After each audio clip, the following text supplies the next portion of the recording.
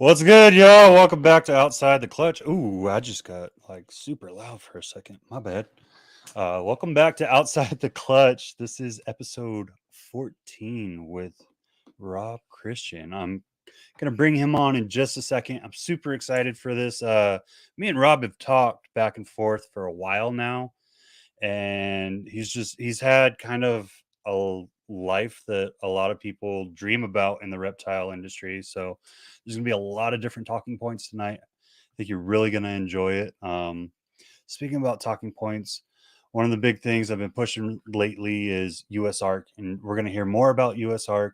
Obviously, most of us that watch this channel or listen to this podcast, you understand what USARK is at this point, and you understand, hey, why it's important. But we'll get on to that. Another thing on top of that is your husbandry. You can't be great at what you do without the right tools, and your husbandry is what really matters. And we all hope to breed, and we hope to do all these great things in our reptile career, right? But it all starts with your husbandry and all that good stuff. So speaking about husbandry, this is where I get my husbandry stuff. Here at Outside the Clutch, we're honored to be sponsored by VivTech. Are you ready for innovation? Tired of the same boring product that's been used for 30 years? Ready to give your reptiles and amphibians the UVB they really deserve? Then look no farther than VivTech. Their 3-watt LED bulb provide the UV rays your animals have been missing. With 3 bulbs to fit your pet's climate needs for optimal husbandry, plus a dimmable feature, and it's the only bulb with a 2-year warranty in the industry. So what are you waiting for? Go to vivtechproducts.com today. Use code FCLUTCH0322 for 10% off to provide your animals the best care they've ever had. All right, without further ado, you see him. Oh, wrong way. You see him right there, Mr. Rob Christian from Rob is Creeping It Real. What's What's good, good, bro? man? How you doing? I'm doing good. I'm doing good. I actually I'm not doing that great. This is making my day better, to be honest. Last night, I decided to take the family out for dinner, and we went to eat seafood, which is I should know better in El Paso than to do this, but Risky. yeah, there's no fresh water or salt water anywhere near here, so I should know better, right? And I'm pretty sure I caught food poisoning last night because the Ugh. food wasn't good, and well, the food tasted great, but yeah, I was up all night and most of today, like running to the bathroom every hour on the hour. Like Not it fun. was great. Not It was fun. great. Great way to start a day. But yeah, man. That's why I miss New England. Like you get like fresh caught food every day and it's freaking amazing and See, I'm it is not a what it big is. fan of seafood, so I'm just like, I don't miss that Well, I'm, much. I'm picky, man. Like I'm super picky. Like I don't like fish, but I like shellfish and like scallops and things like that. The bottom dwellers, I guess you could say. Like I like all the bottom dwellers. But yeah. Anyways, so I'm gonna be chugging lots of water to keep going with this because I'm like super dehydrated from the day. But yeah, man. Tell us about you. You've had quite the life, man. Like how did Rob start in exotics? That started actually not with me, but my mom. My mom kept tarantulas when I was little. Like before I was even born, my mom had pet tarantulas. And so when I was little, like she would be cleaning the enclosure and it was the early 90s. So she'd be like, here, just hold the tarantula. So I was like 2, 3 years old with the tarantula crawling all over me, like, just loving it. And, naturally, if you're into your pet spider, you're going to want to look at other things that are weird and creepy crawly. So I was always catching snakes out in the yard. And my dad is deathly afraid of snakes. So, like, anytime that he was mowing the lawn and there was like a garter snake, he'd be like, Robert, get out here. And I'd, run out there and grab it. And luckily, the place where I grew up, there was lots of good herping. And in New England, there's very few species of venomous snakes. So Right. with very little risk, I could just be grabbing snakes and pulling them out, and I wasn't allowed to keep snakes when I was a kid. When I was little, so I kept lizards. We had tarantulas, we had frogs, all sorts of other things, just no snakes until I started high school when I was 13. And I convinced my dad to let me get a ball python, and I got a blackback ball python, and that was in 2003, I think, 2002, 2003. No, it was 2003. I got him when he was about a year old. I still have him. My mom actually has him now because she was like, "It's so weird when you moved out, you took all the snakes." So she keeps my first one, but he's 20 years old now. He was born in Wow. 2002, Okay. and he's still chugging along. He's great. And so blah blah blah. I loved when I was little. I wasn't allowed to keep snakes, so herping was my thing. Going out catching garter snakes, and the first time I found a milk snake, I lost my mind because I didn't know what the hell it was. I was like 7, 8 years old. Oh, Just yeah. to put it into perspective of how long ago this was. When I found the milk snake, I used a stick to put it in a critter keeper. I brought the critter keeper home and then convinced my parents to take me to the local pet store where the guy who owned the local pet store, Stu, knew me very well because I was the kid who would walk in there and stare at the 6 reptiles that he had all for an hour while my parents did whatever. Um, but I brought the snake in a critter keeper to the pet store, and we were pulling books off of the shelf to look through the books to figure out what kind of snake it was because people didn't really have the internet back then. So you couldn't just like Right. take a picture and ask someone or like Google it. You couldn't do that. I don't even think I had a computer in my home at that point. So like, we went to looking through all these books and we're like, kind of looks like that one and a little bit looks like this one, and narrowed it down to an eastern milk snake. And once I figured out what it was, I brought it home, let it go, and it was just a different time. And when you're little and you've got weird pets and your classmates are asking about them, you bring them in for show and tell. So I used to do that all the time.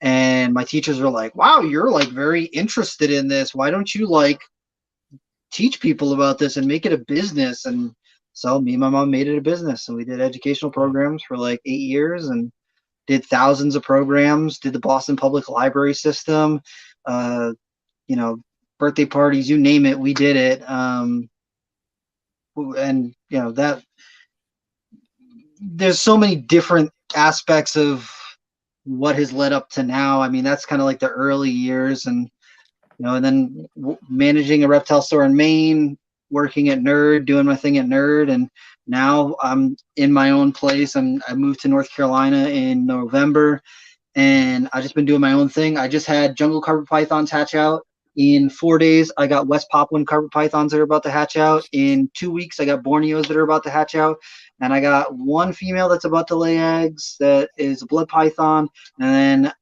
scrub pythons are doing something, but I'm not counting any eggs until they happen. Right. Right. No, that's oh man.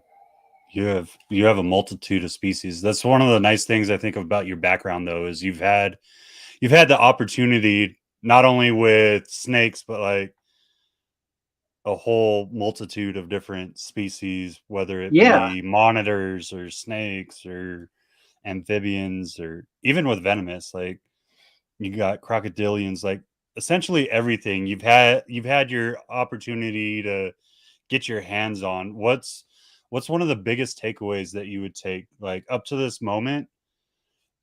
Because you seem like the lifelong student, which I think you kind of have to be in this, especially if you want to progress yourself and you really want to like understand the animals that you're keeping. You kind of have to be that lifelong student, right?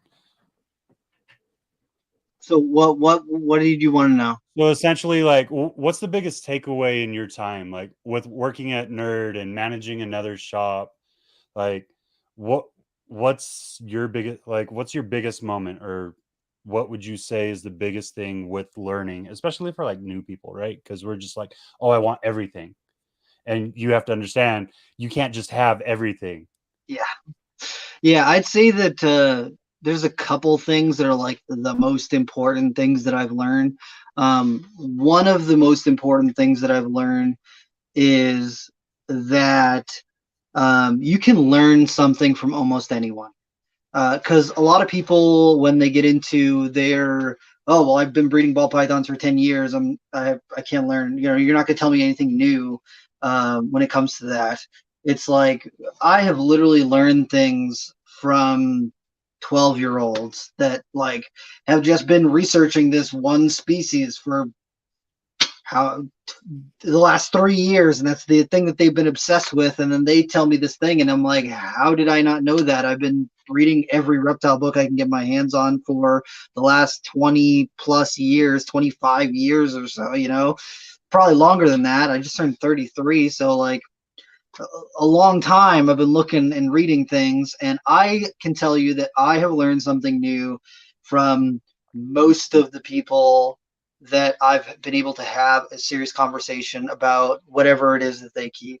Whether it be geckos, whether it be ball pythons, whether it be, this, that, or the other thing. There's all little things that you can learn from people, and they can make you a better keeper because, nobody's perfect. Nobody's perfect. Exactly. I don't care who you are. Nobody's perfect. And there are lots of talented breeders out there who are good at doing this thing or doing that thing or doing whatever. But it's not easy to do a variety of things. I'll tell you that. If you are interested in being in the hobby long term, and you are one of those people who's like, I gotta have a pair of this and a pair of that, or a pair of, the more variety of care that you have to give, the tougher it is to dial it in and to really be proficient consistently with it. It's easy to hit one clutch of these and one clutch of those. And I shouldn't say it's easy, but like, a broken clock is right twice a day. Right, So, right. you stack your numbers, you're bound to hit something eventually. But So you're if you are saying I could just interested, fill my house with no, I'm just playing. yeah, if Just you're fill my interested in house with like holobreds, 100 species and I'll hit something. It's good. you probably would, dude. And you know what? If you did it for long enough, you probably would. And it is what it is. It is a lot tougher to be dialed in on a variety of different things. And I think a lot of people right now are going into the hobby being like, oh, I want to do a business, or oh, I want to do this full time. And once you get there, It's a lot of hard. times it just sucks the fun right out of it. Like it's not as enjoyable, and the making the money that you think you're going to make. And the the real thing you should look at is, how much money do I spend in order to live a life that is comfortable and I don't feel like dying. And then look at how much money you make from snakes. If the snake money is not significantly more than that money, maybe just do it as a hobby. Maybe just do it as something that you enjoy doing. And when you get to go to expos, you get to hang out with people who are like-minded. And I think a lot of people are stressing themselves out and burning themselves out because they want it to be, they want to be the guy, or they want to do the thing. And it's like I get it. Trust me, when I was 20 years old, I was like, man, I can't wait to start vending shows. And then now that I've vended Tinley twice and like a bunch of shows, I'm like, I would rather not vend the show and just go hang out and talk with people and look at all the cool snakes. Because when you're behind your table, guess what? You get to look You at don't the do same anything. 30 snakes that you've been raising and keeping in your room for the last year. And you don't get to go look at all the cool stuff that other people are doing, unless you are very lucky and have someone to man the table for you for an hour while you go do that. Or you know Well, even at it's Tinley, you can't do Tinley in an hour. You need yeah, like an entire day to do Tinley, and yeah. even then, you're going to be skipping so much. Mm-hmm. But It is what it is. And for sure, I think that really just zaps the fun for a lot of people, which is unfortunate because like there's so much fun to be had in the reptile hobby. There's so many different aspects where you can have an amazing time and connect with people, and from herping to going to zoos, or breeding your own stuff if that's what you want to do. But like, a lot of people who, if you talk to people who keep snakes or reptiles, they're like, I'm into reptiles because I don't like people. And it's like, well, if you are breeding snakes full time, you have to talk to a lot of people to sell that snake, to talk about the lineage, to set up breeding, to make sure that you get to FedEx on time, to make sure that your labels are appropriate, to make sure that you're covering this cost and that cost. And it's it's more than most people think about. And um, some people talk about it, some people don't. And if people ask me, I'll tell them. But I don't want to crush anyone's dreams because, like, when I was younger, I didn't take no for an answer, and so I was just like, I'm going to work with reptiles. That's what I'm going to do. And I've definitely gotten to a point now where I am more obsessed with just having the stuff that I like and getting to enjoy it than about making 50 clutches or producing this thing that no one's ever seen before. Like, I don't care. I make the stuff that I like, and if nobody else likes it, I'll raise every single baby I produce. I don't care. Like, it's a joke on the Reptile Talk podcast with me and Jeremy, that how many holdbacks am I going to have? Because every year I'm like, oh, I'm only going to keep back like maybe 2 or 3 animals. And then I end up keeping back, like, An I think entire last year I kept clutch. 22 babies or something. Not last year, 2 years ago, I kept 22 babies back. Like, who does that? I did, but it was because I don't want to go out there and spend money. So True. I literally kept back every female I made, and then I was like, oh, I really like that male. I could sell him, but I don't need to. And I Mm-hmm. produce my own rodents, so I really don't need to. Like, I could just let it grow up. It's not gonna hurt me, but True. yeah, man, I feel you. Like, it needs to be a passion project. I think that's where a lot of people, like, I get amped up in it too. I'm not gonna lie. That was mine. You, if you heard that death squeal, they're pretending. My children like to pretend they're death metal Oh, singers or something like that. It's not really that. It's their attitudes coming out. But every now and then it gets picked up by the mic. Uh, but no, man. Like, I freaking I enjoy the chase. So I'll yeah. say that. Like, when you tell me, hey, you can't do reptiles full time, I'm the same way you were when you were 20, and we're relatively the same age. Um, I'm I'm gonna be 35 this year, but yeah, it's getting there. I'm getting up there, man. I'm getting up there. But yeah, when I hear it, still to this day, I'm just like, I'm gonna prove you wrong, and it's that voice in the back of my head, and I can't break that. I don't know why I can't break that, but I can't break that. But I'm also I'm cognizant of, okay, well, I have to do this all by myself. I don't want to bring other people in because it's out of my house. I don't have a commercial facility, or it's not like it's in a building behind my house, even, like some people do. It's okay, you have to walk into my house. You have to be where my children are. You can't just bring anyone in here. Yeah. And so True. it's a little bit different. So that in that aspect, it's been smart by doing that and not going after like a facility right away, because are the means to grow way too fast there? Absolutely. Like, I found bringing in rats to produce my own rodents. I went from, like, I think it was no, I'm sorry, 8 breeding colonies to 2 months later, 2 or 3 months later, I'm up to about 45, 50 breeding colonies, and I'm producing over 700 rats a month. And I'm like, well, I did it right. Yeah, I did it. I got to sell like ridiculous amounts of rats, otherwise I'm overran, right? Because at that time, I didn't even now, I don't even have 100 animals. Like, I've kept it slow, and I can work it throughout the day, like a couple hours a day. That way the family gets time, everyone gets time. Um, but it's a different monster, man, and it's something that me and my wife talk about regularly. Is okay, well, all our bills here are paid, so it's not a big deal. But if we Yeah. go, like, if we move to another place and we actually have to rely on income, what do we want to do with this? Because do we want to turn this into a business where we have to rely on it? And that's it's going to suck the fun out of it. But at the same time, depending on your mindset, I don't know. Like, I know some people that thrive off of that business mindset, but I think it's about your mentality, man. Like, I think the purists, and I'm going to say that loosely, the purists enjoy the animals and like herping and the pure portion of what this hobby was made. and instilled on, right? Like we just we love the animals. And if you're in the hobby, you need to love the animals no matter what, right? Like if you're neglecting your animals, then you're in the wrong freaking hobby. But you also have the people that they've had like 2 or 3 businesses and they're like, okay, I'm tired of what they presume is commercial America. And so they're bringing, in a sense, commercial America to this hobby, but at the same time, I think it's fairly level throughout the hobby. I don't know. I don't know. Maybe I'm wrong on that. Hey man, it varies from person to person, and Yeah, there's um, lots of different ways to do it.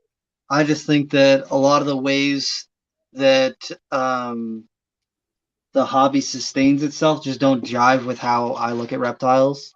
right, So I just rather just do it, and you know what I'm looking at in the next year or two, buying a house or trying to buy a house with this crazy market, but trying to buy a house. And one of the things dude, that I I felt that. am that I need, that I want, is a large enough reptile room where I can have big enclosures for my scrub. I moved all my scrubs into bigger enclosures, but the stuff that I'm raising up, I'd like to be able to put them in big display enclosures, and I'd like to, put a lot more carpet pythons on display that I've got. I don't even have a lot of carpet pythons, but I would like to be able to enjoy them. Like my West Papuan carpet python, that her eggs are just about to hatch. When I had her in a 3-foot enclosure with a big perch in there, she was perched almost every day. Almost every day. She was up in the tree hanging out. And I just like to look. She looks awesome, and especially when she's perched, she's sitting just like a green tree python. It just looks cool, man. Like I'd like to be able to enjoy stuff like that. And you know, I keep a lot of bloods and short tails, and they don't do well in enclosures like that. Like you take a nice, friendly 4-foot short tail, and you take it from one of those tubs that's behind me, and you put it in a 4x2x1 enclosure, the thing will lose its mind. Like it'll start becoming irritated and biting, and like just it's not comfortable. It's not what they like. So, you know, there's a place It's for just everything. due to space, or is They're it just an purely animal just the that space? lives in like underneath. Like if you look up videos of blood pythons and short tail pythons in the wild, they live underneath like this like netting of root systems, and like in swampy areas where it's like they're underneath stuff all the time, so they feel like something, tight is, and it's dark. They're not just sitting out in the open like carpet pythons are out hunting and doing all sorts of stuff. Bloods and short tails are ambush predators. They sit in the same spot for months at a time, tucked up underneath the leaf litter and stuff. And so when you get a animal that can be insecure like that, and you throw them into a big cage, because everyone now is like, if you're not keeping bioactive, you're abusing your animals.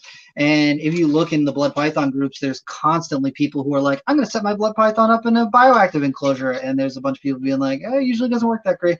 And then 6 months later, they're like, well, I had to move him back into a tub because he wasn't eating and he was stressed out, and it pees every 2 weeks, and the amount of ammonia killed all the plants. And it's just like, you have to know what works for your animal, right? Like Right.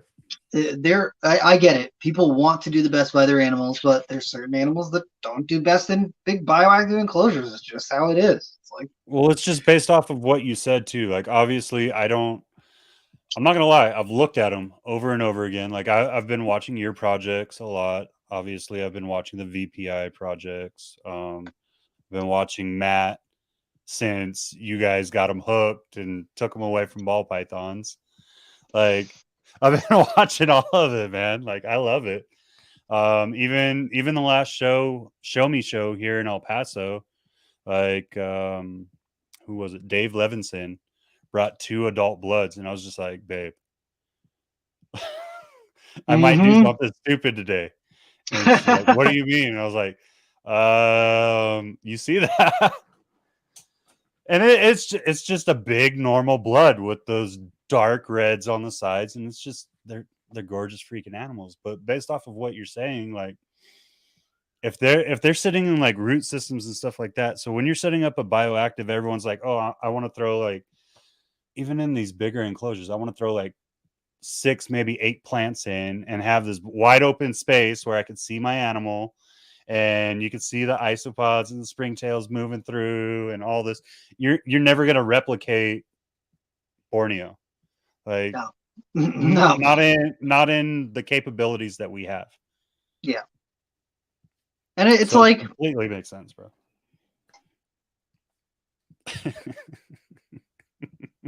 their heart's in the right place, but a lot of people they've got people mindset and not snake mindset. They're thinking of, if I was a snake, this is what I would want, and you're still not thinking about what the snake wants. You're thinking about what you as a snake would want. Right. It's one of the things I love about all the groups, man. Like, you get on Facebook, and even like the Mexican black king snake groups that I'm on, because I'm hoping to breed those next year, right? So I've been like focusing really close on everything they say, and I was like, that makes no freaking sense. Like, oh, you need to have 3 hides. You need a hot hide and a cold hide and a center hide because they don't like room. And I was like, have you watched your king snakes at all? Like, have you ever watched a king snake in the wild? They don't stop moving. They don't hide. They don't freaking like just stupid stuff, man. And it's like, I'm not gonna say you're wrong, but Yeah. you know what I mean? Like, dude, I took a big step back from Facebook groups for the last like several years, just because it really wasn't worth fighting with people. Like, I've been breeding bloods and short tails for almost a decade now, and I post a picture of a setup with a baby that's like a year old, and it's like just big enough where I'm upgrading it out of a 6 quart, and they're like, that tub is too small, blah, blah, blah, blah, blah. And it's like, well, I took this snake and I put it in a 28-quart tub, and it stopped eating. So it would not. I put it in a 15-quart tub. It still would not eat until I put it back in the 6-quart tub. So would you like to tell the snake that it's doing something wrong, or should I just keep doing what I've been doing for the last decade and producing really cool snakes? Like, what do you? And they're like, I just got my first blood python last week, and it's like, oh, okay. I clearly my you know care better than sheet me. says, sir. My care sheet says. Yeah. Oh. And the blood python group usually isn't like that, but like I just got so like just burnt out on everyone wants to be that person, and I personally don't really care about being that person. Like, I don't care if people know me as the whatever guy. Like, I like herping. I like doing lots of stuff. Like, I don't need to be the guy who does any of that stuff. Like, I still get people all the time who message me and they're like, hey, is this thing that's in stock at Nerd? And I'm like, I don't know. You should go ask Nerd. I haven't lived there for 6 months. Like, yeah, I don't know. You should ask them. But it's But like, you're the sales manager. Why don't you know the inventory over I don't know, man. I don't know. It's just, I know I should know. I own that. That's on me, okay? But it's kind of like, of course, you know who Garrett Hartle is, but like, people were like, oh, Garrett Hartle wasn't anybody until he worked at Prehistoric Pets. And it's like, he was doing his own thing before, and he's doing his own thing after. Like, just because you met him through that, or you found out who he was through that, doesn't mean that he wasn't doing other things. 100. Like, I think it's funny because like when I moved, I had a lot of people who were like, so you don't keep snakes anymore? And I was like, what are you talking about? Every snake that I post on my Instagram is my snake. Like, just because I work at Nerd doesn't mean I don't have my own collection. And like, if I posted anything from Nerd, I would tag them immediately in the post just so that everyone knows that this is not my. I would usually say, check out this cool thing from Nerd, or this is Nerd Animal, or whatever. I still got all my own stuff. I still do my own thing. And yeah, it's funny because some people are very wrapped up in they know you for this one thing, and it's like, I'm actually a lot more than just that one thing. Wait, that's not possible, man. Like, that's no, we're all one thing. What are you talking about? What are you talking about? We only have one aspect. There's no diversity in the human project. Okay, we are all just a giant social project, and we all have to act a certain way, all do a certain thing, and that's it. That's the way life works. I guess this is what it is. This boring. So I like I know it was a big part of your life, and I don't want to keep going back to it over and over again because obviously this is about you and what you're doing now, and kind of like how I do want to hit on it though with nerd how it kind of transformed you into who you are today. You know what I mean? Yeah, I mean, With that being, oh, I'm sorry. Go ahead. Go ahead.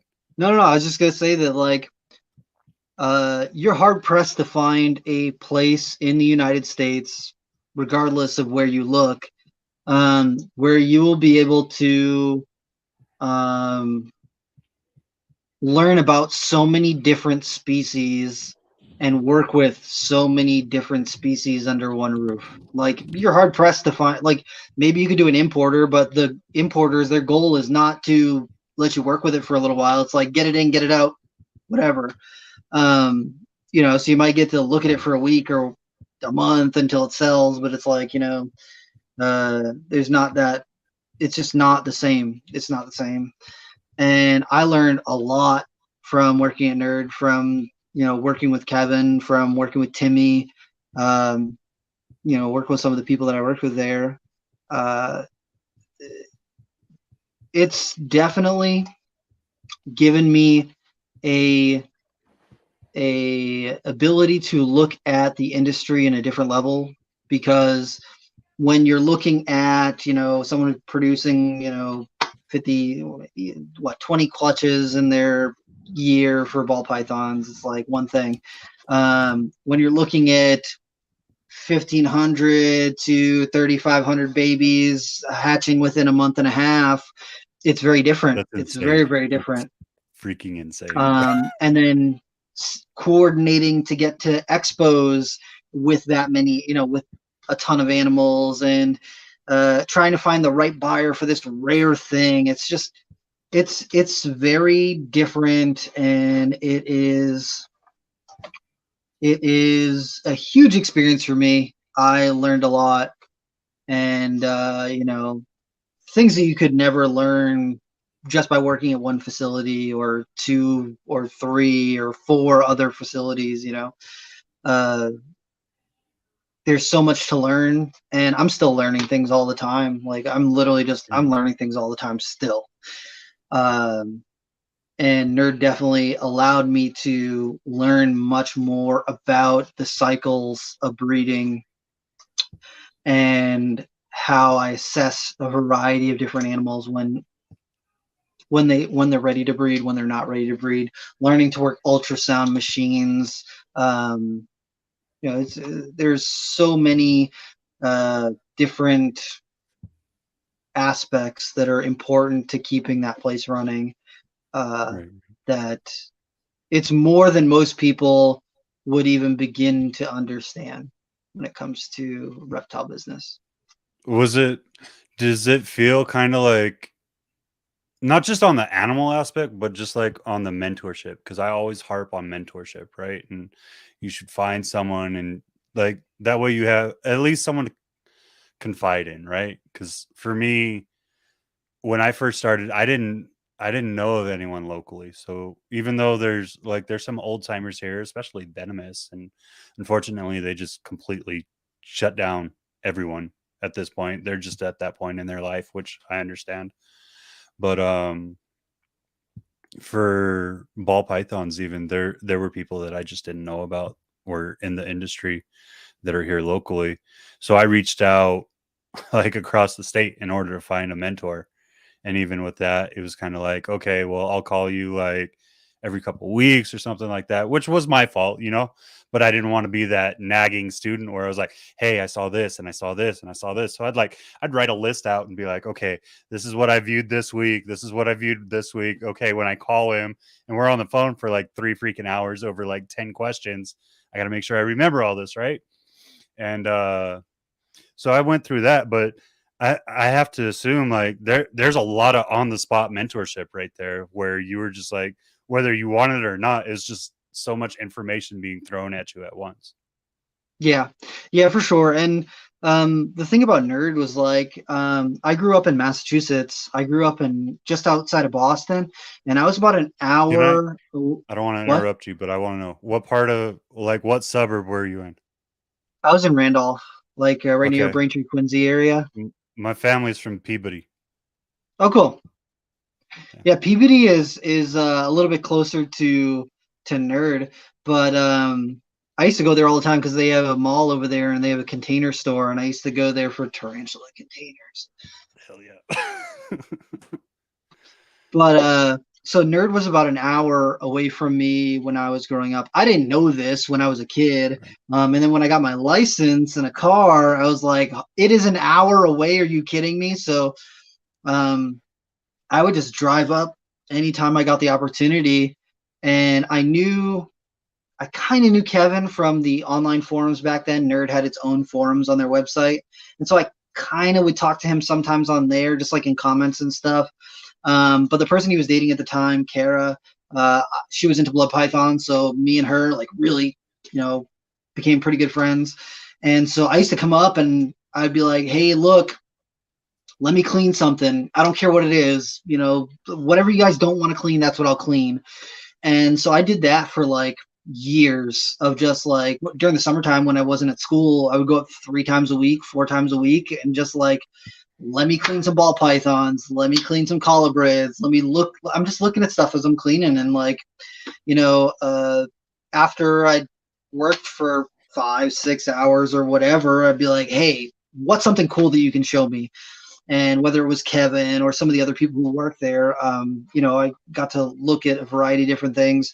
Kevin got a feel for what kind of person I am and like what kind of how I interact with the animals and all that sort of stuff. And that hands-on mentorship, is very valuable. I mean, I can't even describe to you um, how you know, it gave me access to a lot of stuff that I didn't have access to. And I was able to learn a lot in those years. And, even to Timmy, I mean, I didn't do a ton of training with Timmy. I worked with him a couple times. But him getting to see how I work with venomous, Kevin getting to see how I work with venomous. I had already worked with wild venomous snakes and, other stuff at other people's collections and stuff. So to be able to bring my education background to it, and then show them kind of how I do things when it came to education, because I've been doing education for so long. Uh, One of the things that I like to point out, or one of the things that I always talk about, is the tours that we would do at Nerd. When I started there, um, they did private tours on the weekends, and it was like, whoever shows up can come take a tour. And we'd take out a big reticulated python and a big water monitor, and teach people about the big stuff, big alligator, snapping turtle, the caiman, all that sort of stuff. Get to pet a water monitor up close. And at the end, they would do like a little show where they would take out a venomoid cobra, and like, people could see a cobra, from what, 10 Without, feet away or whatever. yeah. When I first started there, we would have between like 6 and maybe 12 people would show up for the tours on the weekend. Before COVID hit in 2020, before they had to shut everything down, the Saturday before we shut everything down, we had 120 people show up for the tour. Yeah. That's And insane. it wasn't just like 120 reptile people. It was like one reptile person and then 10 of their friends that they brought who were like, I don't really know. And then when they hold a piebald ball python or a blue-eyed leucistic and they go, oh my God, cookie dough. It looks like a scoop of cookie dough ice cream in my hand. Or, blue-eyed leucistic. It looks like a squishy marshmallow. Like, it changes people's minds. It changes people's hearts. And being able to share the way that I teach people with Kevin and with some of the other people who work there was really cool. And it helped grow that education part of what we did there.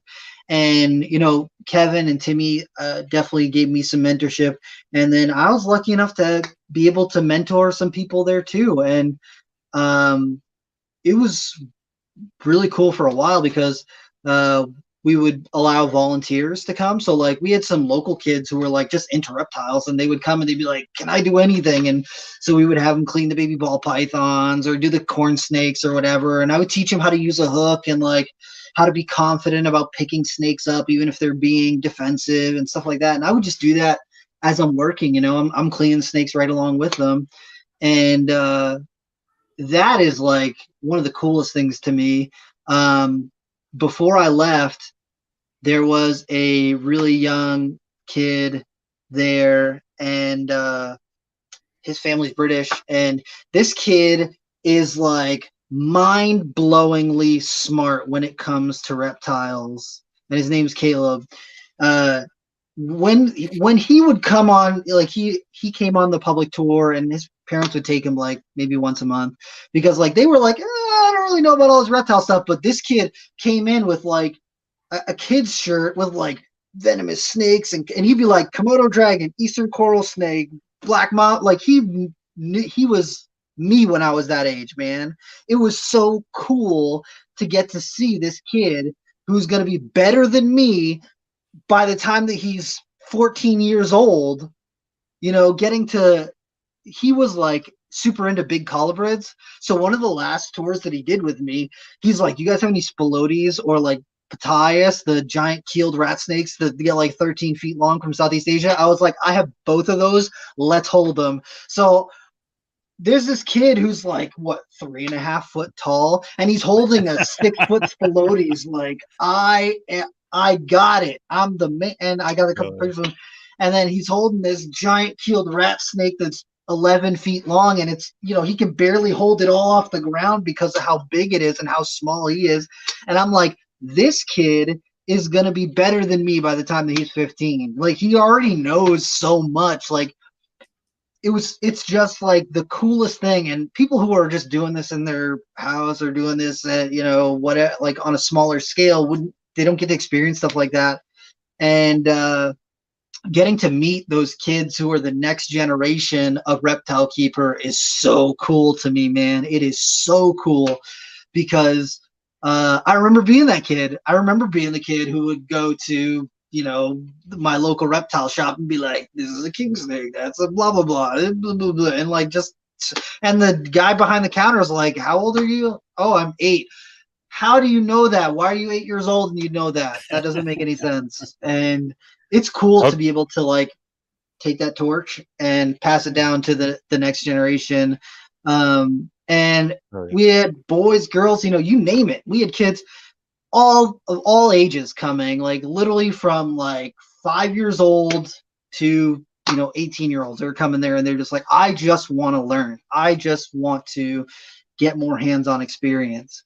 And after, or I think it was, I can't remember, it was just before COVID or just after, but someone, one of the customers in the store was like, "You can't have kids in here. This is not right." And so they spoke to the local government, and the local government's like, "These kids aren't getting paid. You're using and it's like, these kids and their parents come here to learn things, and um, they can leave whenever they want. If they hold one snake and they're like, "Okay, I'm done," they can leave. We're not making them do Mm. anything.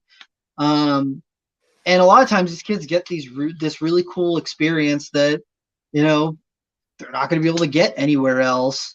And so being able to be mentored by people who I looked up to, so crazy. I had like, I don't know if you had Reptiles magazine when you were a kid, but like I had Reptiles Mhm. magazine, and Nerd came out with the spider ball python, and they had an ad in Reptiles magazine said, "Along came a spider," and I cut that out and I had it on my wall, like right next to my door. So every day when I'm walking in and out of my room, it's right there. And I was like, man, that is just so cool. Going from that to working with Kevin and him being like, "What do you think about this snake?" Or like, what do you think about this? And it's like it's so trippy to have both of those occurrences happen in the same lifetime. It's just so weird. And then Dude, just I think it's awesome that you had that experience for you where like this person that you had kind of as your hero, right? And you were able to get mentored by them. But not only that, you're still extremely young, like you're 33 and you have already seen it go full circle essentially. So like the people that looked up to you as a kid that live in that area have had a chance to get mentored by you, have had a chance to like get their hands on stuff that many of us will never see in our lifetime. Like we'll look at it in books and things like that, but or like on the internet or like Google all day and be like, oh, that's so cool. I wish I could see one like Draco's. I would love to see a Draco in real life. Will it ever happen? Probably not, because every time they get it imported, like they die within the first freaking month because they stay dehydrated. But is what it is. I'm not going to go there. That's like a sore subject. If I ever find any captive bred, like I'm jumping on it. But yeah, man, like it's freaking crazy that you've essentially seen it go in a full circle. Like you have completed a full rotation in life. That's freaking, and you're still yeah, young. man. Like you have so much to do still. I hope so. I hope so. Honestly, but like I was saying, it doesn't really matter to me if I become the guy that people look up to. Like it really doesn't matter. Like it's cool to be able to share knowledge with people who are also passionate about a lot of this stuff. Um, but if nobody is like, wow, you should go check out Rob's stuff, it's not going to hurt my feelings. I'm just going to go herping more. Like what? It doesn't.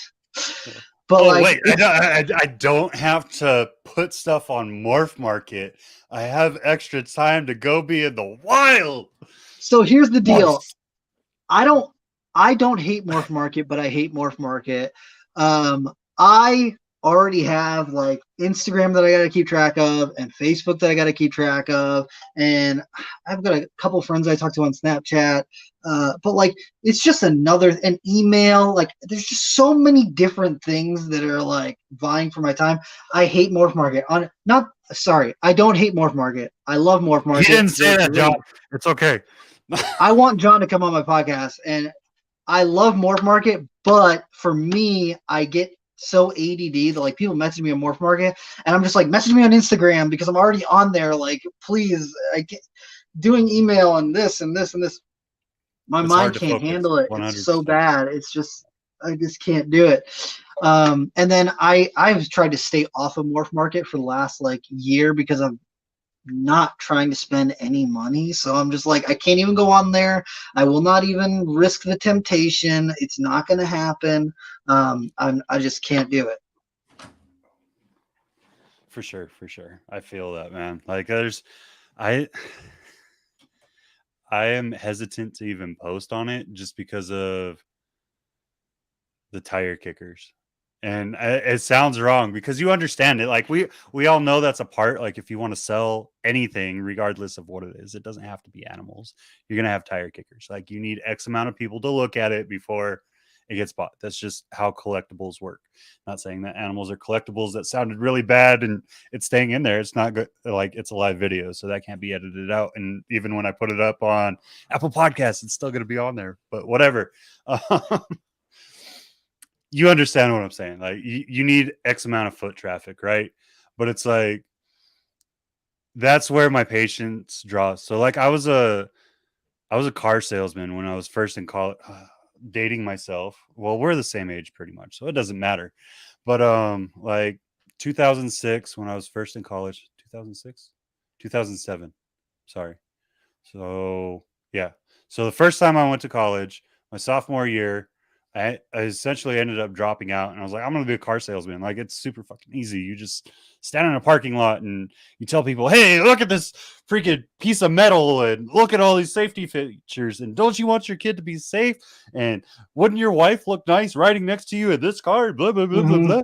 And isn't it awesome? And you put like 10 people in the same car because you know that car has the best markup, so you're going to put them in that car and you're going to ride them around town and you're going to bring them back. Okay, let's do a deal. Blah, blah, blah, blah, blah. And you got to get that foot traffic, right? And then you put like 10 families in that car. And by the end of the day, it's off the lot, whatever. Same concept in any type of sales, right? And that's, while I had that mentality really well when I was a kid, because I was just like, I don't care. I just want to make my money. Because that's what I was focused on back then. I didn't care about people's feelings in it. I mean, not that it wasn't ethical. Like I didn't put them in beaters that were going to break down like a mile down the road or anything. I don't want people to think that. Not that kind of a jerk, but you know what I mean, right? Uh, Yeah. you just it's foot traffic. It's all foot traffic, and I found myself becoming more and more impatient with foot traffic. So it's like I'll go on Instagram and I maintain the Morph Market account and I pay for a Morph Market account that I don't really use. I just sell everything through Instagram, which doesn't make sense, but I like John and John's a cool dude and we've had a lot of conversations and I want to support John. And eventually I will like I have enough animals I could post on Morph Market and have a selection, but just like I don't need to yet. I don't need to. But yeah, man, I feel it. And there's so many aspects of this that while I enjoy the sale, like the thrill of the sale is something for me. That's something I still have, but I enjoy the other aspects more at this point. Like I enjoy the sale, but I love herping. Like I worked on a ranch that was the biggest ranch in the area for a number of years, and like I can go out there and I can find three different species of crotalis. I can find all kinds of colubrids out there. Like I found a freaking western hognose that was almost 4 feet long. I Damn. was like, how the hell does this thing get this big off a little kangaroo field mice? Like how many are you catching? Wait a second, you're not even eating that. Like it was one of those because I was like, wait, they don't even eat that. So what are they eating out here? And I started looking around. And I was like, oh, there's freaking prairie spadefoots all over here. They're Toads. eating spadefoots. Yeah. And it's like, all right, you got bullfrogs and you have toads everywhere because we're doing irrigation through every field, right? And you watch them migrate from field to field. And you're like, ah, I found it in the field where the irrigation lines are right now. And it's essentially flooded. So all the toads are there. It's like, That's pretty that's how cool. it got so big. And we didn't even find it laying on the earth. We got one of the work trucks stuck, right? So go get we had to go get a backhoe essentially and like dig it out because that's how far down it sunk. And when we pulled up, I'm so glad we didn't kill it. Like we pulled it up and it's sitting on the mound of dirt that we had. And I was just like, stop, snake. And everyone else was like, oh, it's going to be a rattlesnake. Oh my God, don't move, don't move. And I'm running in there and like grabbing in the bucket with my bare hand. They're like, what the hell are you doing? I was like, it's a hog dog. But just stupid stuff like that, man. Like I love that aspect of it. Or like going out in the morning and it's like 56, 57 degrees and you see a little Texas longnose rolling across the road and you're like, how are you, like it's too cold for this crap. But then I think about it up in New England. I was like, man, there was like high 40-degree days when I visit my dad and you could see little garter snakes running around in the yard. And hmm it's crazy to me. Like that's one of the things that I love about what you're doing right now is like we see so many updates of your herping and you're sitting there and you're like you're measuring the temperature of where you found the snake and the surrounding temperatures and like you're putting all of this out and it's more of a scientific discovery and the thrill of the chase of finding something in the wild. And what what's it been like to transition to that from like working with animals full time and like having to stress out about sales and things like that to having the thrill of just finding it and doing the herping and like being able to share it with your now girlfriend that you guys moved down to Carolina or North Carolina together with? Like that has to be a whole experience wrapped into one. Like that's a lot, like all at once. It's been an adventure. I'll tell you what. I will say that I've loved herping since I was a little kid. Just the last couple of years, I've been working too much to really get out there and get herping. And then also in New England, you've got like 2 months of herping, and then like the rest of the year it's frozen. So they're really just during the summertime was very busy for shipping and selling snakes. So like I very rarely got to go out, and I didn't really make it a priority. On my days off, I really just needed to sleep. Was what it was. So I really did Sure, I not get understand. a lot of herping done as much as I would like to when I lived up there. Since I moved down here, I'm working less, so I'm just working one job now as opposed to I was working two jobs when I was living in New England. So working one job, and every other weekend I get a 3-day weekend. So like I'm just like looking up every state forest within 60 miles of me, and I'm like, okay, let's just hit this one and this one and this one and this one and this one. And I like herping. I like finding stuff, but if I don't find stuff, it's still a nice day out. Today I got out of work kind of late. I got out of work at like 5:30 or something, and I was like, I'm just gonna go on a quick little herp. Let's go. So me and my girlfriend went over to our local forest and did some herping over there. We didn't see anything, but we still got to spend some time out in the woods, and it is what it is. But some of the best stories are I like, I love it. I like being able to share it with people because and social media, just for anyone who's watching right now, social media is the highlight reel. Like today I didn't post anything on my story when I was at herping because I spent 2 hours out there and I did not see a single reptile or amphibian. I saw nothing at all. We saw one millipede that was like trucking across the trail. That was what we saw today. um, and some people get like message me and they're like, dude, all you do is just find stuff all the time. And I'm like, well, I posted this 5 things that I found, but I also hiked for 8 miles today. So like I put in a lot of time and I found a couple of things. It's worth it to me. Don't get me wrong, it's worth it to me. But I'm not just out here just like snake, snake, lizard, lizard, snake, Right. snake, snake, snake. It's like it's not like that. It just isn't. And I'm sure that there are times where it will be like that, but most of the time it's not. Most of the time it's me walking around in the woods, trying not to get lost, getting bit by bugs, finding one cool reptile, taking a whole bunch of pictures of it, and spending 30 minutes just going, "Wow, you are amazing! Look at how cool this reptile is. Okay, go on your way," and just like watching it go off. And uh, it's I really enjoy most of the aspects of herping, and it's not lost on me. Uh, or I shouldn't say that. It's I know that I follow a lot of herping accounts. I know that for every awesome picture that they get, they spent 2 days looking for their target species and not seeing it, or three, hiking up 6 mountains to find the Well, one that's where they found lowballing it, bro. one snake. Like I know that there's a lot of work Mm, that goes into it beyond just, hey, look at this picture of this really cool snake. Sometimes you get lucky and sometimes you see lots of cool things. Like when I went to Utah a couple of years ago with Matt Mintola and Keith McPeak and Chris Allen Jansen and Aspen and Sage and all these people, Justin Juliander. When we went out there, we saw lots of stuff. To the guys who live out there, they're like, well, we saw the Crotalus lutosus, the Great Basin rattlesnakes. Those are the only venomous snakes we saw, so it's kind of a bummer. And or we saw one speckled rattlesnake. Like the speckle was cool, but like all the other ones were not. And I'm like, dude, I don't think you understand. Like New England, you don't see rattlesnakes. I spent 10 years looking for rattlesnakes and I found one, like one ever. I found him twice, but I've only found one because they're endangered. They just don't exist. So it was a really cool experience.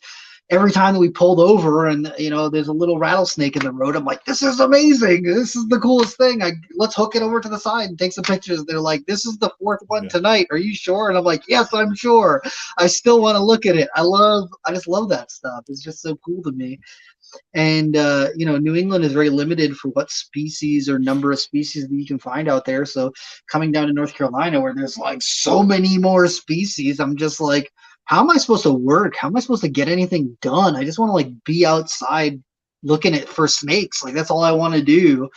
And or in here taking videos of my snakes and taking pictures Hell or yeah. breeding stuff. And I literally got carpet python eggs that are just about to hatch out, and then I got baby carpet pythons here that are probably just about to go through their first shed like any Oh. moment now.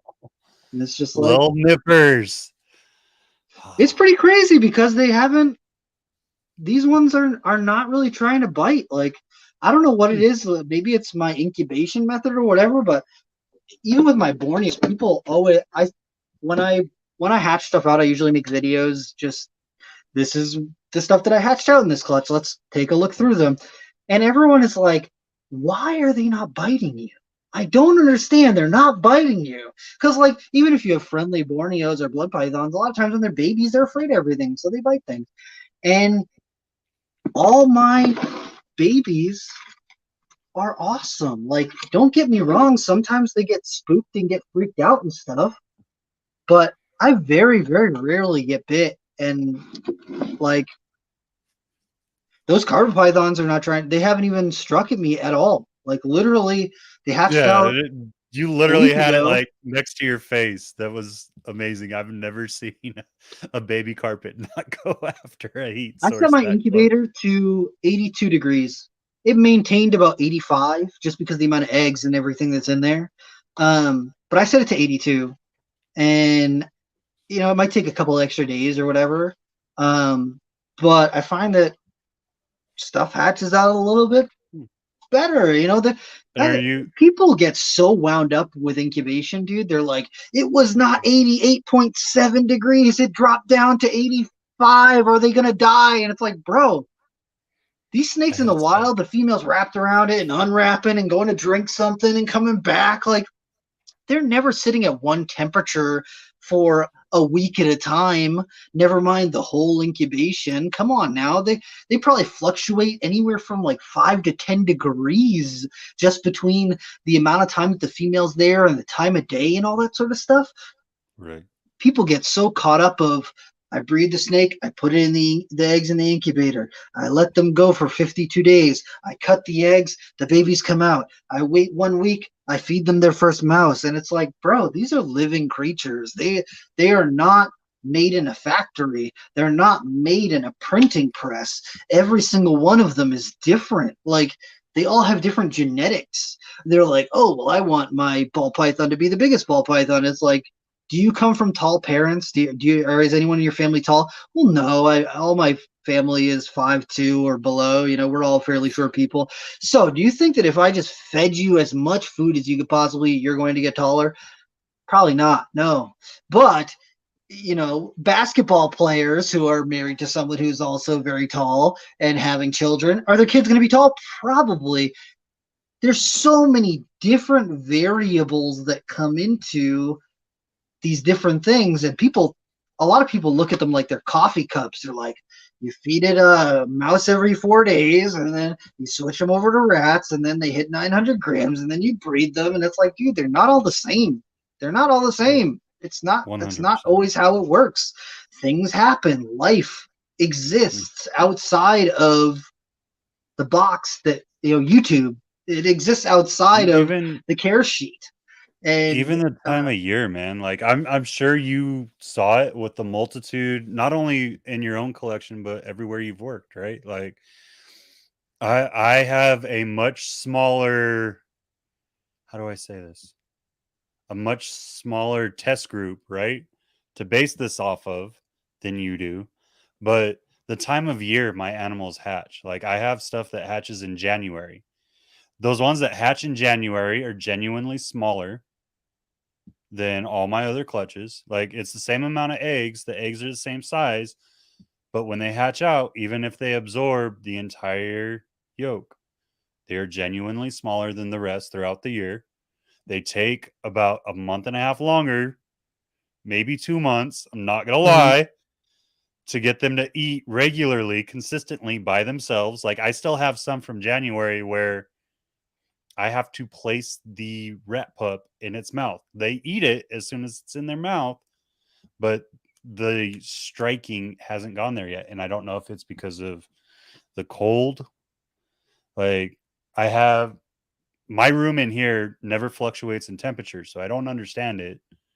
But just from the outside change, that's the only thing I can think of. Yeah, think So about I your don't barometric know. pressure Yeah, changes. yeah. So it's something weird, man. Like you're saying, there's not a cookie cutter in this. It's every animal is unique. Every type of species is unique, which a lot of people have a hard time thinking. They think they're going to throw like 6 or 7 different types of pythons in the same room and everything's going to be perfect, because even though they're throughout all different parts of the world, they're all pythons, so it doesn't matter. Like, keep them at 88 degrees and make sure they have 60 to 70% humidity, and I can keep everything like a ball python and it'll flourish. Yeah, I mean, hey man, like I was saying before, they might hit one clutch or two clutches, but It's That's one of the things that I love about our sponsor stuff too, is like it's made me, not that I didn't care about husbandry or like reading my animal. Like, me and Riley have had a lot of conversations, Riley Jemison, and he was like, dude, be a student of the serpent. That's one of his favorite quotes, right? Is Or favorite things he likes to tell people is, be a student of the serpent and read your animals. And I was like, I started using the VivTech products, just the light bulbs at this point. Like, now I've evolved as their products have essentially evolved, right? But just seeing the habits, like animals that we know they don't require UVA or UVB to live a life, but you start seeing naturalistic interactions because they are now under UVB, or like they look at spots where they just crawl around, and like my beardies, like my bearded dragon will stop and look at certain spots, and I'll alternate where his basking area can be. Like, I love fucking with him, and that's probably one of the bad things with me, is like I like doing science experiments on him, right? Like, so I'll change where his basking spot is, or like I'll hide where he could find food, because for the first year we had him, okay, we just gave him a dish and he knew, I come right here, I sit here, I lay my fat ass down and they feed me and we're good. And now he actually has to hunt for food, and like he has to. Yes, I understand. I'm glad I made you giggle. Animal behavior. I trained them like rats. It's horrible. Um, but now, like, I've taken the time to understand, and it's like we don't just keep, like, everyone wants to just keep animals. They're like, oh, well, I could keep all of this alive, and I kept it alive for a couple of months, or I kept it alive for like 10 years. So I did all right. It has like a 20-year lifespan, but I kept it alive for 10. So we're good. It was like, you didn't notice that you essentially crippled your animal, or you essentially like didn't care about your animal's basic needs and what they do in the wild. And you said you did all this research, but you found out, okay, well, if I keep it between 80 degrees and 90 degrees, it'll stay alive. Congratulations. You just talked about like 90% of reptiles, mm-hmm. but your reptile had no life. You essentially kept it in a prison and made it depressed, and it died. Congratulations. Best way of saying that. I don't know if that's the best way of saying that, but you understand what I'm trying to say with that. Yeah, people It's get caught frustrating, up, dude. and it's a generational thing too, and a lot of people now are going above and beyond trying to make their enclosures as naturalistic as possible. And when I was growing up, there was not a whole lot of access to you know screen cages or UVB bulbs and all this sort But of those heat stuff. And rocks, though, that was let in me tell high you, numbers when we were kids. I had heat rocks for my leopard geckos. I'm not gonna lie. Bro, I had heat rocks on all of my snakes because I didn't know any better at that age. Like, so we share a mutual friend. I actually grew up with Kim Paws, and she's the one that brought me into reptiles when we were kids, right? And we worked at the Oh yeah. same pet store, and I think I've told you most of this, right? And so that's how I got my first snakes. Like, my mom hated them, wouldn't let them in the house. And I finally talked her into it. And I was like, well, they're free. I didn't have to pay for them. I just worked for them. So you're going to tell me I worked my butt off and I can't have the fruits of my labor? And gave her like the sad pity me. I need these animals. I work for these animals. Mom, come on. And anyway, so like that was the go-to back then though. Like when we were 14 years old, that was the go-to. Is like you throw a heat mat underneath if you're willing to drop like stupid money, but 9 times out of 10 you'd be like, okay, well, you could place this heat rock on there.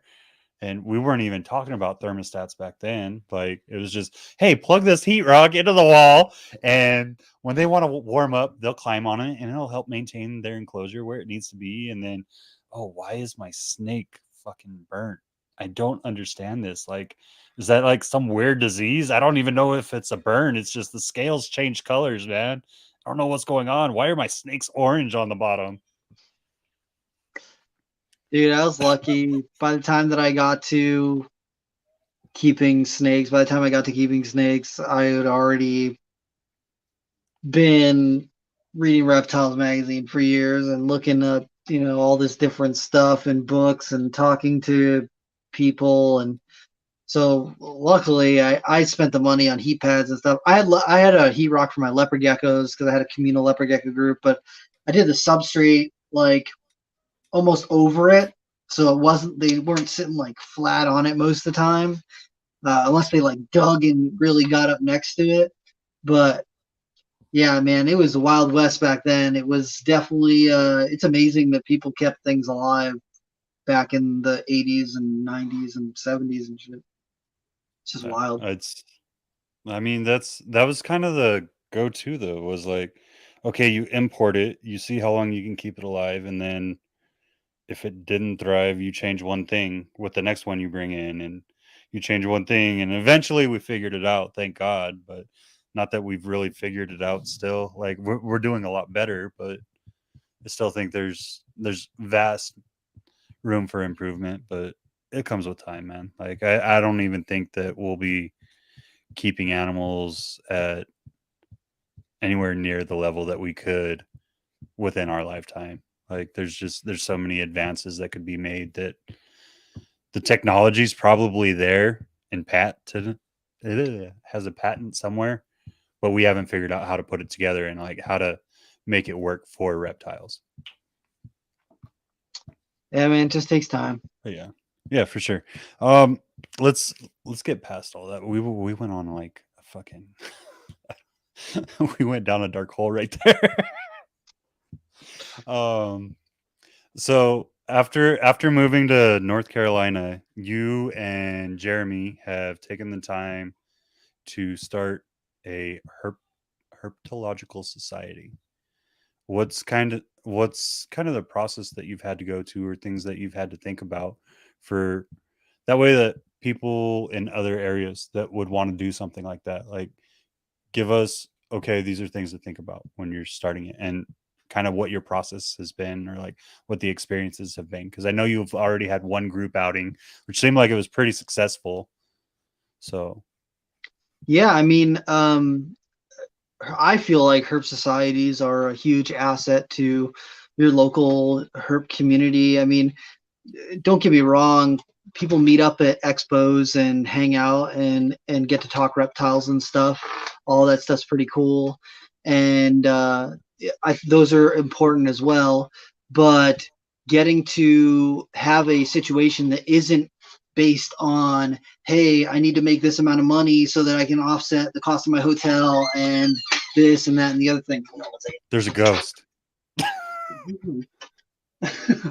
um, to be able to have a setting that isn't predicated on the need to spend or make money is really important to your local herp community, because there's all these expectations when you're coming into all of an expo. It's very time oriented. People want to get in, get out, or around here they do 2-day shows. So people get in and set up at the hotel and blah, blah, blah, blah, blah.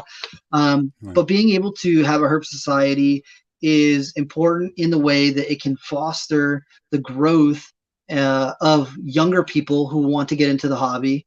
Because in an expo, they might just be looking around, but if they're not spending money, the vendors are generally not going to want to, spend a lot of time talking to them because the vendors need to make money. But going to a herp society meeting, you are able to talk to people and get more information and make connections, network. That's one of the major things that I was doing from a really young age, was just networking with as many reptile people as I could to just learn more and get more involved in it. And when you are thinking about making a herp society, it's really important to gauge the interest for it, because you don't want to have a herp society where 2 people show up, it's just you and somebody else, and you don't have any numbers to show. But being able to build a community, so have a way that you can disseminate information, whether that's an email list, whether that's a website, a Facebook page, something. You need to be able to get the information out there. And then I think it's important when it comes to legislation, because when you can say we've got 50 people actively who come to meetings every single month, and we've got this many number of people who are members who just life stuff, they're not able to make it to every meeting. When you're able to say there are people who are affected by this, and you can call on those people to show up to legislative meetings or to, lawmakers, any of those situations, it's so important. It's so important to be able to have people show up. I've sat in on, I think I'm pushing 8 or 9 states now, legislative hearings when it comes to reptiles and exotics. I sat in on Maine, New Hampshire, Massachusetts, Rhode Island, North Carolina, Florida, South Carolina. I don't know if I was able to make the Georgia one. Trying to think. I think New York as well.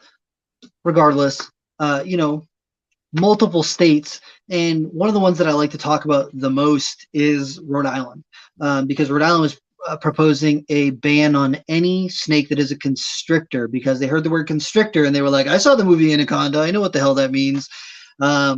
And so they were like, constrictors are scary, we need to ban them all.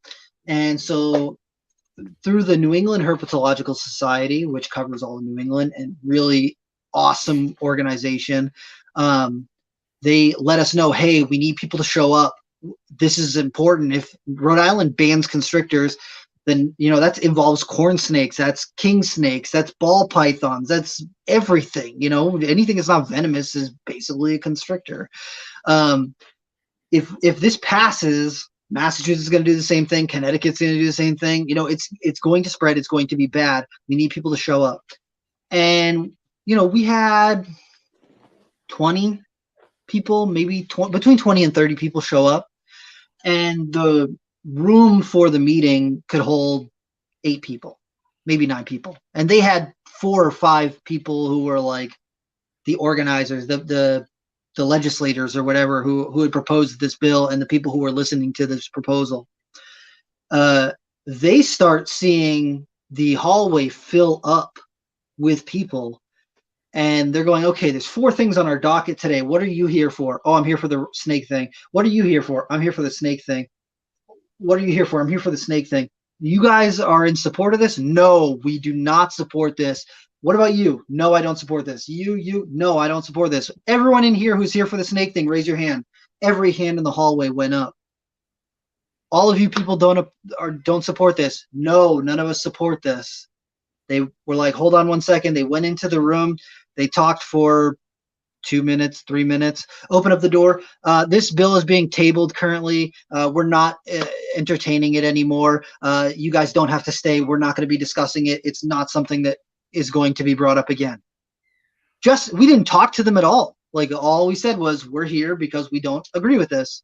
And because people showed up, because people said, this is something that we care about, they nixed it. They didn't even have the meeting to talk about it. Like usually they'll at least go, hey, we still have to talk about this because judicial process or whatever, the legislative process, we still need to talk about it. This thing, they were like, there's 30 people out here in a room that fits 8, and you all are going to want to say something about not supporting this, and there's no one here that does support this.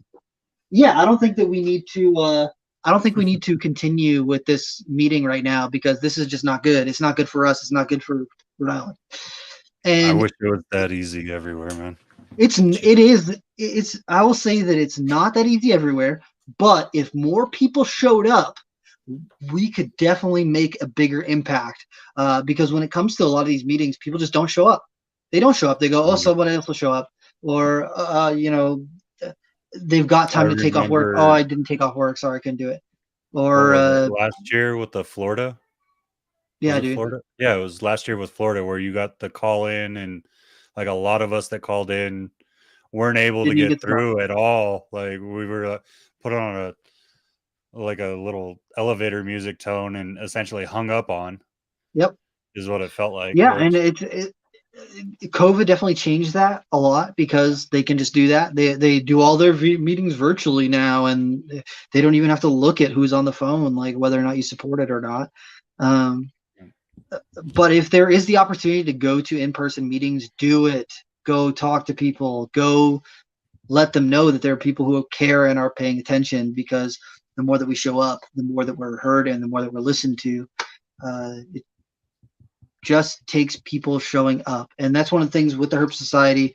We're hoping that we can not only serve as a resource for people who are younger and people who are wanting to network and meet other people who are into reptiles and stuff, but to be able to alert that bell when we need to have people show up for a legislative hearing or this, that, or the other thing, to be able to say, hey, look, we need people to show up at this meeting, and have a vast resource of people who are theoretically able to show up. Jeremy and I both discussed that was something that we felt was very important with starting this Herp Society, is that one is for education and outreach, two, cool experience and networking, and three, well, I'd swap that. One is for education and outreach, two is for legislation and getting people to show up, and three, getting to network and meet more people and really expand that knowledge, because there's yeah. lots of people who keep 50, 100 snakes, and they don't know anyone who lives around them who keeps any snakes, I mean, I right? do now, but it took me like 4 years to Exactly. find the local And community here. It took forever. exactly. And being able to go to a Herp Society meeting for, your local area and meet people who live in the local area who also keep snakes, it's just really cool. Yeah, hell yeah.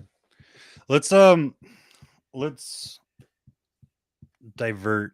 So you and Jeremy have a lot of history now. You guys work together at Nerd. You have Reptile Talk podcast, which is, you're on episode 84, 85, something like You that. tell me, because I don't pay attention to numbers. I think it was 85. I was listening to the last one. The last one with Phil, I think, was 85. And you guys have been obviously huge USARK supporters through all of that. You're having it regularly on, bringing us updates on all the legislature and everything that's happening with that. Obviously, you guys are on like texting basis with Phil, which kudos. That's a hard thing to do sometimes. Obviously, we always want to push people towards USARK exactly for the same reason as the herpetological societies, is that we want to make sure that this hobby stays around for future generations and for us to enjoy. And the way we do that is through supporting them and through getting the word out and showing that, hey, not all animals are bad. Like snakes, I'm going to say I've never met a bad snake. I've done some stupid stuff to some snakes, and I've reaped the punishment for said stupid things. So that was me being bad, but I don't think I've ever once. In fact, I've taken a lot of animals that people were like, oh, that's unhandleable. And I've been able to set that animals, as stupid as this is, don't do this, people. Those that are watching live, hopefully you don't do this. Those that are listening, don't place a supposed defensive animals face on your face. It's not a smart thing to do, but still, I like to prove a point sometimes. Like I said, I get a little ballsy for my own good, but it happens. But yeah, with the reptile talk, what kind of created the idea that you wanted to do a podcast? Because we all have our own reasons that we do this, right? Like mine is to pull not just mentorship from my mentor, but from other people, or to like see avenues into other species, or even just sometimes to talk. Because like sometimes all I have is my family and my kid. Because I'm a college student again after being in the military, and I was so used to having like hundreds of people around me all the time to, oh, it's just me and my family. And it's not that I'm like quarantining myself from the world. It's just like, oh, I have to do this and the kids need this, and by the time we get out, it's just like we don't spend a lot of time out. So this is my decompress, talk to people time, outside of shows and things like that. Sorry, I don't. Yeah, I so probably lost the question in that again. I'm pretty it's sure okay. about that. Well, Jeremy had been doing this podcast with Steve Tillis for a while, like 8, 10 years ago, something like that. Before, like there was Okay. lots of reptile podcasts, and when life just became busy, they kind of shelved it and let it sit. And then when Jeremy started working at Nerd, I was already up there, and he was like toying with the idea of wanting to do it again. And he was like, "Hey, would you want to do this?" And I'm like, I love talking about reptiles, and when I get talking about reptiles, I get excited about that stuff. So it's, I think it's fun to listen to sometimes. So I was like, hell yeah, let's do it. And so one of the things that I wanted to do with the podcast was to talk to some of the different people. Like, I don't want to say that I don't know how to say this, but like There's there's a a circle. certain group of people who end up on reptile podcasts a lot, and there's lots of episodes with those people, and there's nothing wrong with that. There's lots of valuable information in there, but I also know a lot of people who've got lots of really good information who have never been on a reptile podcast before, through just people who I know, and people who I'm like, I would love to just nerd out with reptiles about reptiles with you for an hour. Would you be willing to do that? And it's been really great so far. I mean, um, we've had our challenges, and again, this evening I have my challenges with technology, but I wanted to bring a new face or newer faces to people who you might not have heard of, or people you have heard of, people you might have heard of on a podcast, and just having a conversation with people talking about reptiles. Like, if anyone wants to talk about reptiles, I'll talk about reptiles until I pass out. There is not a moment where I will not talk about reptiles in the grocery store line, while I'm walking down the road, while I'm about to get ice cream. If someone has got a snake on their shirt, I'm going to ask them if they know what kind of snake it is, or ask them if there's any good hiking trails around. And, I have a one-track mind for reptiles. And so getting to talk to people on a platform that's just about talking about reptiles is cool to me. And then Jeremy, Yeah. he really likes that aspect of it too. Also being able to have this like saved somewhere that it can be referenced to later, I think is really important. One of the really cool podcasts out there is Herp History that NPR does. And they talk to some of these people who've been in the industry forever, and they talk about the roots of some of these lines, or where this thing came from, or where this thing started. And people now they don't know where any of that stuff comes. If you told someone about a lemon pastel ball python, they'd be like, I don't know, it's just like a yellow pastel, right? It's like, well, back in the day, you had the Graziani line and you had the lemon pastel line. The lemon pastel line is Kevin's, and it's like a little bit less blushing but really bright color. And then Graziani line doesn't really have that great color, but it's got tons of blushing all over it. And it's like, that sort of stuff gets lost, in translation, especially where we're going from not being on the internet to now everything's on the internet, and that's stuff that's not on the internet. And so being able to catalog that sort of stuff and have it someplace where it can be referenced is immensely important, in my opinion. I mean, I'm just a nerd Oh, that absolutely. like snakes, so like I'm sure it's not interesting to everyone, but it's very interesting to me. That's one of the things that I used to talk about. Like I wanted to dive into history for a long time on this podcast, and eventually it'll probably get there. The issue is I'm a baby in the industry essentially, right? So it's like some people are more open to talk to you than not because my name's not out there, or I haven't traveled the states and like actually met with these people, or I You haven't don't had need those to. doors opened up You don't need to. Trust essentially. me, dude. Look at Derek's reptiles. He's Well, yeah, brand for sure. new, Derek's done a and all great he job, did but was he just asked everybody. He asked everybody, and people went on. People did it. And he's just new. He's incredibly new, but he's had some really up there people on his podcast.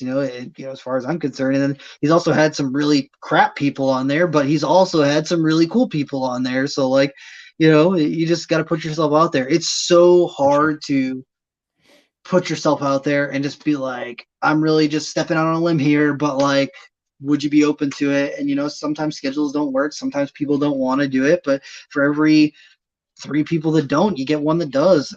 And there is an immense No, opportunity for even new people to really delve into stuff like that. for sure. No, I mean, it's there. I felt like there's a lot when I first started this, and it's not a negative thing. I understand. Like even here in El Paso, like I was saying earlier, a lot of the older people just aren't. They don't want to communicate with people they don't Mm-hmm. know anymore. Like even with me knowing people that have been in their lives and them saying, "Hey, he's a good dude." Like just take the time. He just wants to share the story or like share history. They don't want that aspect in their life anymore, which I understand. Like there were toxic times in the industry and there was not so toxic times in the industry, and they were probably there for that portion of it and they're just done with it, which is fine. But there's a lot of history and a lot of information that's been lost, especially from the beginning over the last, I want to say, what is it, about 5 7 years, especially because you have a lot of the older people in the industry starting to pass away, or people that really put it on its feet, or like brought animals that we never thought would make it into the states, whether it was by the best means or not. You know what I mean? But like the stories that come with that, or the way they figured out how to keep it and things like that, I've always been fascinated by. But you just it's stuff that's going to get lost, unfortunately, if we don't find the right person to reach out. So what you guys are trying to do, I applaud. It was something that I've tried before. It's not something I'm giving up on. It's an aspect that I would love to have on this at some point. Like I do have some people I'm really excited for that have a lot of history in the industry coming up later on this year. But it was just it was probably me. I didn't know how to approach it, which is fine. Like it's a learning curve, right? Like you Yeah, said. But it's life, man. That's what it is. yeah, it is what it is. You can't take it serious. I mean, we're all gonna die anyways. Might as well enjoy. But yeah, man, I appreciate you. I appreciate everything that you really do. Like you are in, like I was saying in the beginning, you're in almost every aspect of the reptile industry in one form or another, and you do such a good job of just sharing your passion for what it is to be a reptile keeper or breeder or whatever you want to say about it. And we could go on, I'm sure, for a lot longer, like if we started diving into projects or certain keeping habits and stuff like that. But this was just a general overview and like show you appreciation and like taking the time to let you know that if no one else does, which I'm sure you hear it a lot, but if no one else does, I see what you're doing. I appreciate what you're doing. I hope that there's never any back off of the throttle, because you kind of go balls to the wall all the time, and I love that about you. And I hope that never changes in you.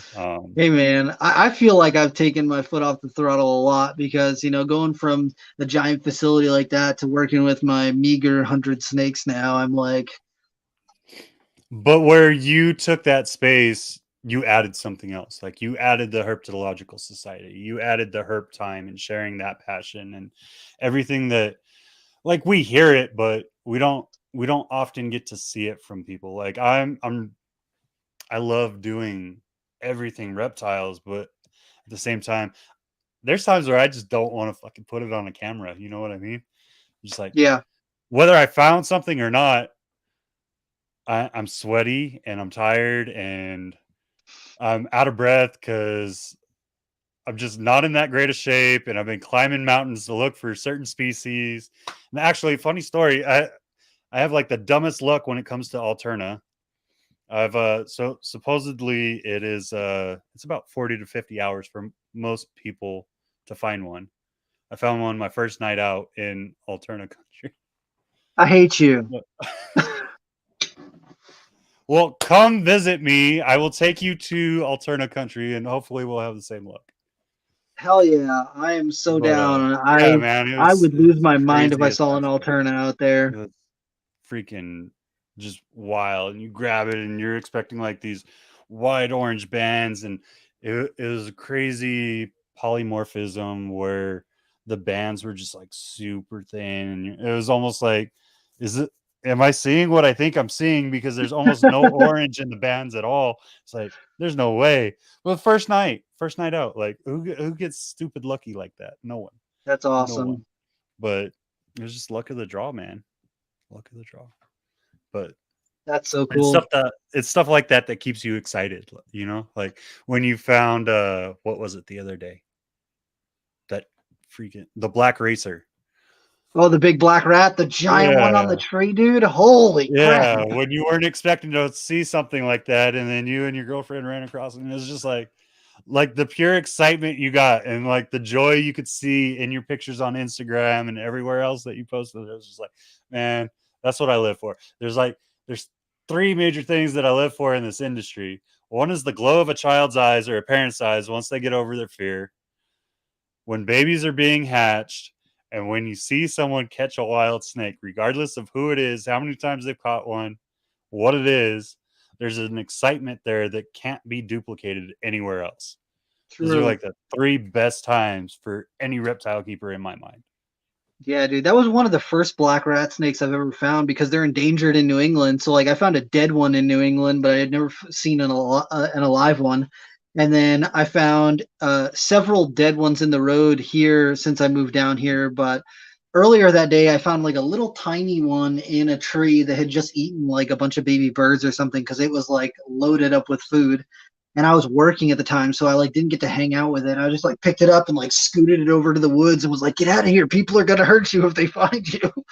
and then and then Kristen and I were like, when I got out of work, we were like, "Oh, let's go do a little herping trip just in this local town forest that we've found a bunch of cool stuff in." And we're walking along and we're like, "Man, we didn't find anything. Maybe we should just go back to the car." And she's like, "Let's just go a little bit further. Let's just go like a little bit further." And I was like, "Okay, it's in the woods. Why not?" And we come over the crest of this hill, like that's got like a bunch of brush, and then we come out into the open, and then there's that big tree there, and this black rat snake is just like coiled up, and I was like, look at the size of that thing. It was huge. It was just the biggest, and it had scars all over it, and it was, man, I was just so excited because that day I had seen my first live one, and then finding that bigger one just a little bit later, can't beat it. Can't beat it. Freaking awesome. It Hell was yeah. awesome. Hell yeah. Well, brother, I told you I'd keep it around an hour and 30. We're pushing beyond that.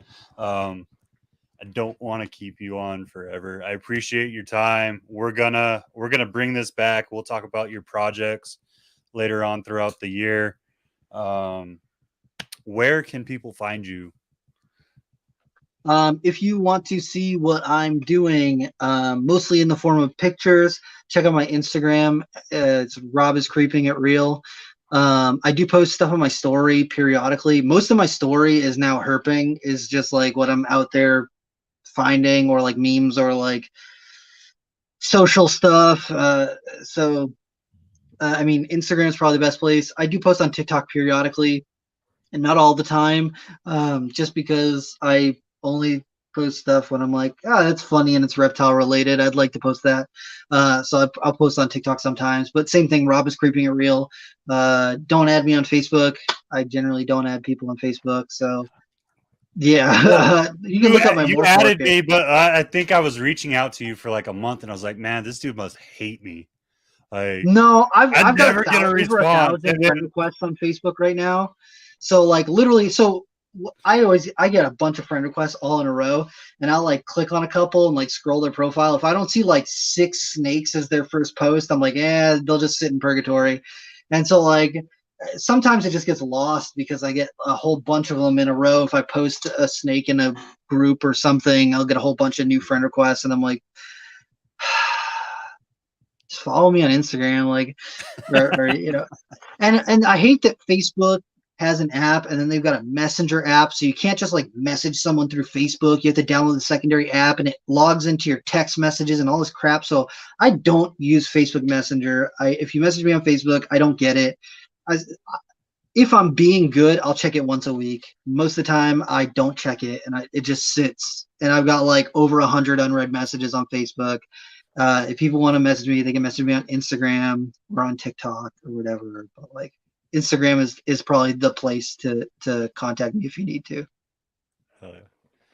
All right, y'all, make sure you give them some love. Go check out the Reptile Talk podcast. I know, putting out other podcasts. What's this guy doing? I don't care. It's not a competition. Go check out the Reptile Talk podcast. Give these guys some love. He's working with some amazing things. We didn't even get to talk scrubs tonight. I wanted to, and my focus went other places. I apologize. Like I said, we'll be talking about his projects later on another episode.